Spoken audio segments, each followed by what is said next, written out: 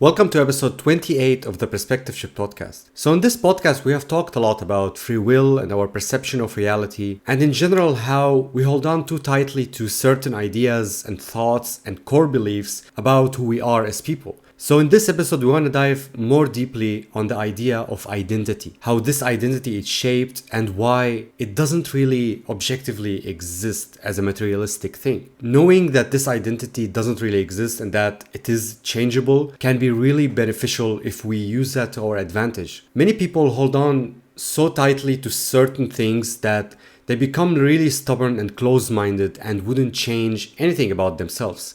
And understanding that this identity is interchangeable and that you can tweak it and upgrade it can be really liberating and can make the person really open-minded and willing to change certain things about themselves. This is another episode that I feel like is really important to talk about, and it is something that maybe in the beginning when one start to think about identity, it can be a little bit hard to understand. Many people just wouldn't be willing to accept that this identity isn't real, and it can be a little bit scary. So we hope that you enjoy this conversation, and let's get right into it.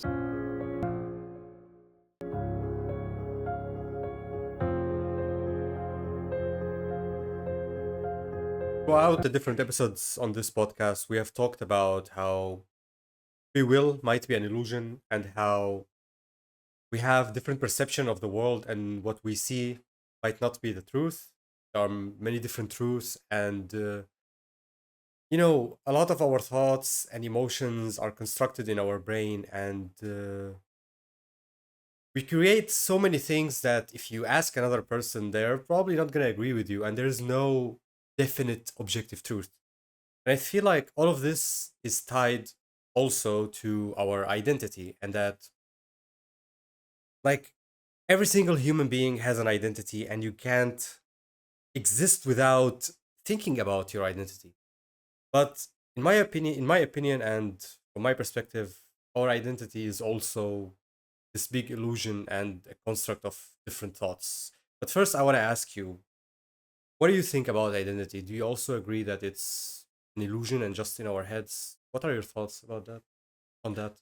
So before I get into that, I think there's an interconnection between everything that we've talked about so far.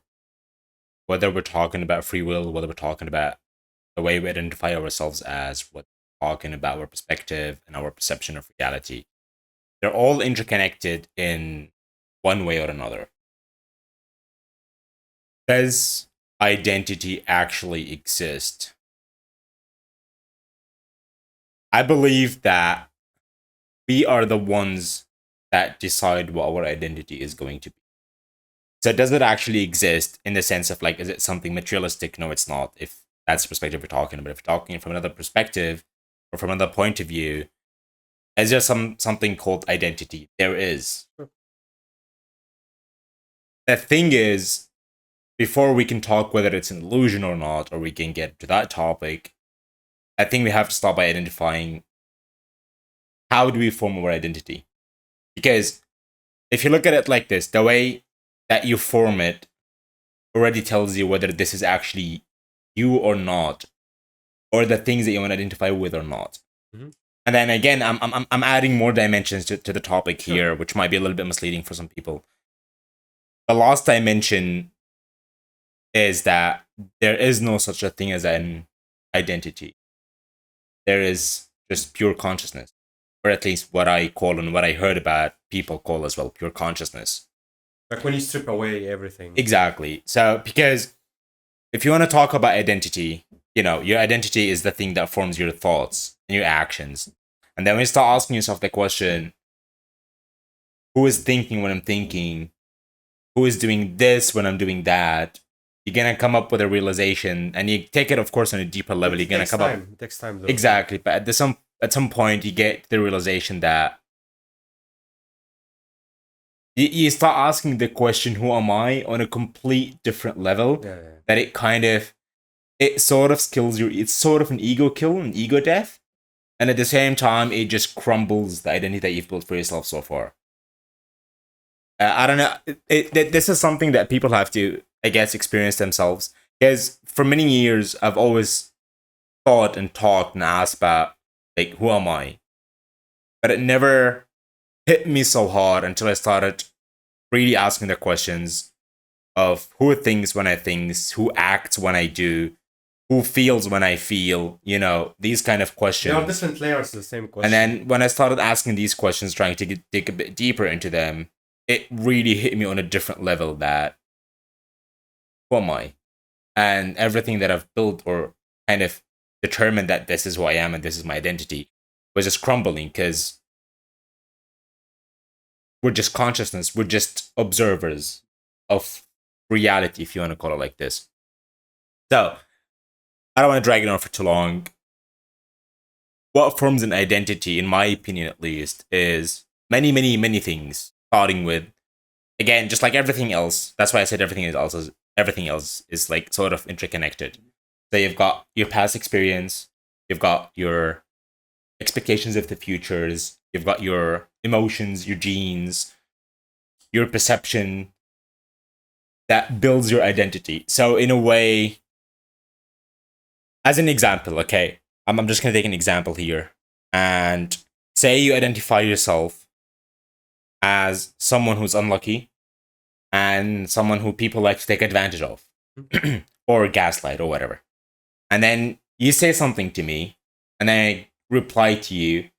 It's not a serious question or important questions, but I give you like a reply in sort of a sarcastic joke, when in reality or objectively, my answer is not actually, it's not demeaning, it's not hurtful, it's not anything. But then because you identify as someone who people like to hurt or gaslight or something like this, you will perceive what I've said based on the way that you identify yourself as. Basically, like just the way you see yourself. And then you're going to start forming other people and what people say based on that.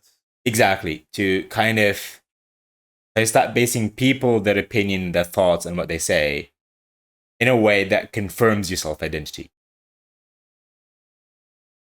That's what I mean. Ties with the perception. Exactly. Perception of things. Exactly. That's what I meant when identity is related to your past experiences and sort of your expectations in the future. Because in this example, in the past, that's what has happened to you so many times. And so your body starts kind of expecting it to happen again in the future. So whenever something happens, because you start identifying yourself as such, you start perceiving things as well as such. But that's why I think, like, sure, I agree with what you said, that there are different factors that play a role in why your identity is formulated. But I think it all originates, in fact, just simply that we have the ability to think about ourselves, unlike all other animals, And because of that, we started. I'm just trying to go to the essence here. Like, because of that, we started to create languages and words, and we can formulate sentences and direct these sentences to ourselves. So we think about ourselves. And when we grow up, we're observing the world, we're taking in all of this information from our parents, our surroundings. And then we start to formulate this identity, subconsciously, of course. At that age, you're not aware of it, but that's how it starts. You think about yourself, and then you see how your parents are talking about you, or you see different things that are happening, and all of that builds this identity slowly. So this makes me think and believe that identity is completely an illusion. Like, there is no truth about it. And this brings me to the next important point, that you can reshape your identity. No matter how tied you think it is to who you are, your identity is reshapeable. And once you believe that and you understand how you can change it, it basically initiates your, I know we use this word a lot, self-improvement journey or growth. Because when you know that you can change your core beliefs and everything, that's basically saying that you know that you can change your identity. But even keep in mind here, even when you're saying that you can change your identity or you can reshape it, you're still kind of going from one identity to another. Sure, absolutely.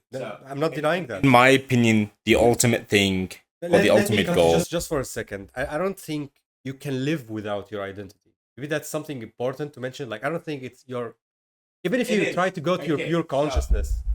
I guess that's where we're different because I believe that it is. Because look, there's many cases that we all go through. All right, many scenarios, situations, things, experiences, whatever you want to call it, that we go through in every single day, where we're not ourselves. Sure. We're just pure consciousness.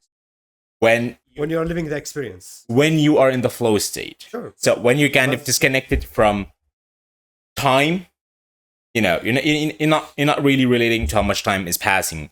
You're disconnected from your body, so you're not really aware of your body that much. You're disconnected from your environment, so you're not really aware of like where you are. But you're just in that flow state, and you're just losing yourself into whatever you're doing. But I don't think you can be in that state all the time. I don't think you're going to go back at some point. Exactly, I don't think so either. At least I don't know. I'm not gonna say not. I don't think anybody is able to do that. But at the same time, these moments are the moments that should show you that we're just pure consciousness. Sure. And I feel like, so at least that's what I'm trying to work toward right now, is that I don't want to reshape my identity from one thing to another. I just want to leave my identity as blank, if that makes sense.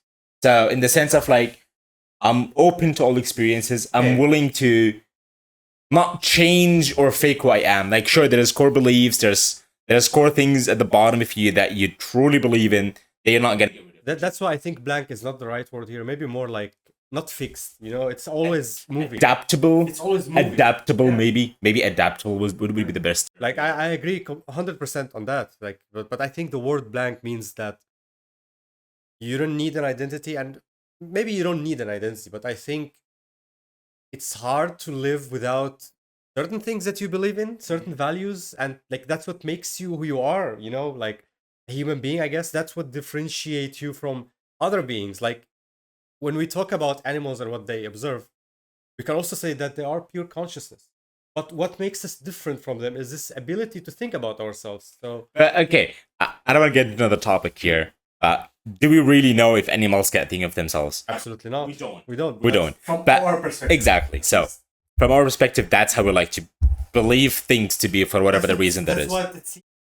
And we don't. Yeah. Sorry, I don't want to interrupt, but no. That's it. Like I'm just saying that I don't think we are able to completely separate ourselves from identity the whole time. So there are certain things that we're gonna believe in. There are certain opinions that we're going to have. Definitely. But so, just to clarify it, what I was talking about is we usually, or most people at least, try to hold on to many things. Many things, whether there's things that believe in or not. And I'm not demeaning anybody. Everyone is like this. Even me, even you, literally every human being in the planet. But with time, I believe that you're able to filter out at least the nonsense. The things, I wouldn't call them nonsense. I would rather call them the things that you don't believe in. The things that are standing in your way. Exactly. At the end of the day, trust me, a hard truth is that you're the only one that's standing in your way. It's not things, it's you who's standing in your own way. But you're just filtering out the things that, I don't know, you don't really believe in, that could stop you from experiencing life in a different way, being open to things, this and that, and all this kind of stuff. Like, it's a huge list. I don't want to get into it. So, there is always a certain amount of things that you're going to hold on to as close as you can, because that's what evolution did to us. That's who we are as human beings. That's how it is. Whatever the fuck it means in the first place, like always. But I still believe, like, I agree with you that identity is an illusion, and like I said, I don't like the word change. I like the word of adaptability, sure. Being adaptable, and kind of filtering out the things that stopping you. But sure. what I think is important to mention is that if you don't believe that this identity is an illusion and that it is adaptable, it is hard to change who you are as a person. Like that's why many people get stuck in this fixed core beliefs that they have, that they don't agree, they don't try to understand other people or change any perspective that they have. But what I'm trying to say is that once you understand that it is adaptable, then you realize that no matter how much you believe in something, no matter how many years you have been believing in these things, it's not necessarily true and it can be changed. That's it. Like having that realization makes you always flexible and open-minded. Remember, the yin wouldn't exist without the yang, and the yang wouldn't exist without the yin. So we need to have both people who are stuck to this identity that they have in their lives, and people who are willing to be a bit more adaptable. Okay, this goes back to the same idea about free will. Like, exactly. I'll tell you why. Because since we've already agreed that we don't have full control over our decisions, there will be people who are doing certain things and other people doing certain things. But just the fact that we're talking about these things, and maybe there's just one person who is watching this and is thinking about identity, and that might help him to understand that. Yeah, sure. You know what I mean? Sure. So I'm just saying that you need to have both people. Sure. You know, so there's always gonna be people. What I'm trying to get to with this is, it's not necessarily a must that if you, me, or anybody else have decided that, okay, we want to have an identity of adaptability, which is already an identity, by the way. Don't get me wrong. Absolutely, it is an identity. That doesn't mean that everybody else should be the same. Yeah. That doesn't mean that we should go out and start telling everybody in the world that, hey, this is the right thing to do. You know, even if you tell people. Technically, this is how a lot of people. I'm going to be honest with you. Even if you put this shit on the news and on headlines, most people are not going to even comprehend what you're trying to say. Sure. So, I don't know. It's hard to tackle this one. Like, I don't think there's much to tackle here. I feel it just like, it's how we are, and it's just how human beings have always been, and how probably it will always be. But the core message, like for me at least, the core message, not that you should go against your identity, it's not that you should remove your identity, since we both know it's not possible, but it's just the fact that you understand how this identity can shift and turn, and that you can use that to your advantage. You know what I mean? You're not a fixed person. Your parents gave you a name and you start to think about yourself in a certain way. Hey, I'm fun. I like to do this. All of these are just ideas. But my mom had told me I'm a special kid. That's my favorite joke, by the way.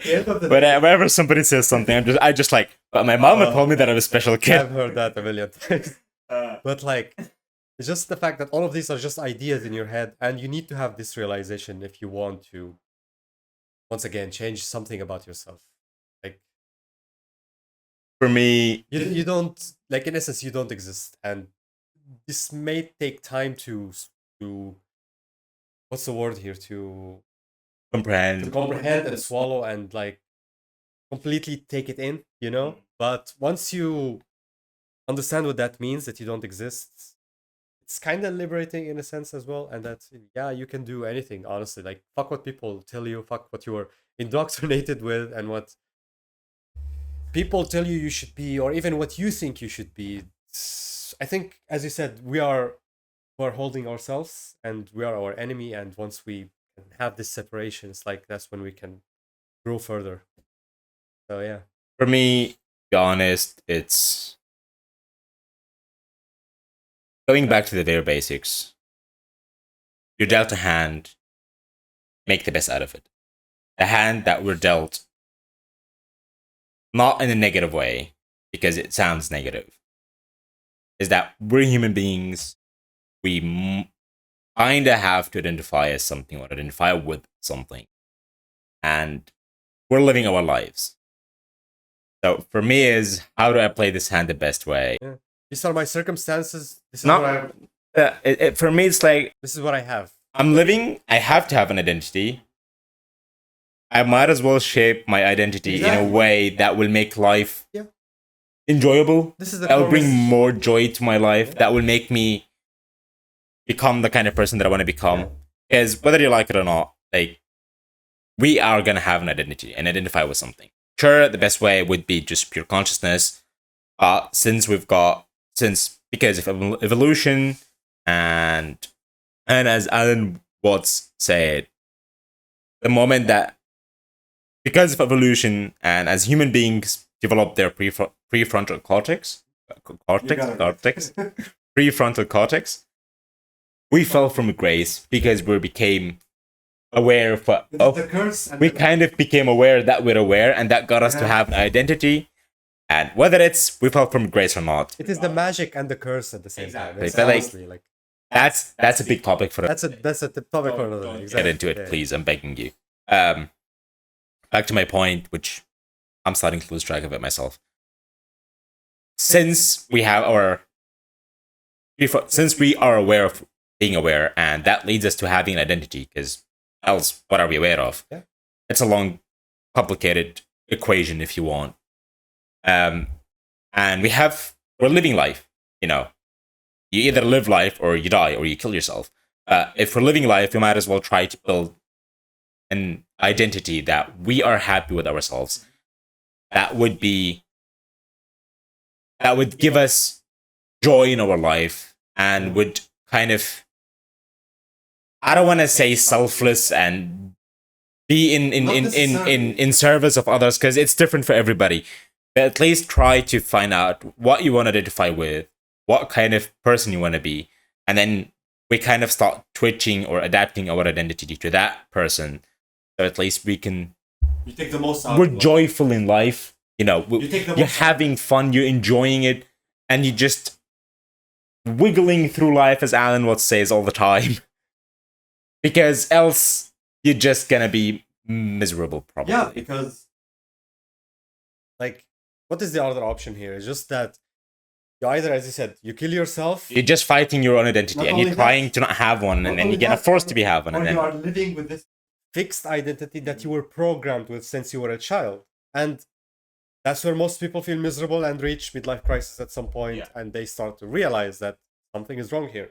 I'm not living my life. I'm not living the type of identity. I'm not shaping the kind of identity that I want for myself, but rather an identity that was shaped for me, or was shaped with time through different experiences and from different influences. So yeah, I would say that's it for this episode. So if you have reached the end, thank you so much for watching, and we'll see you in the next one.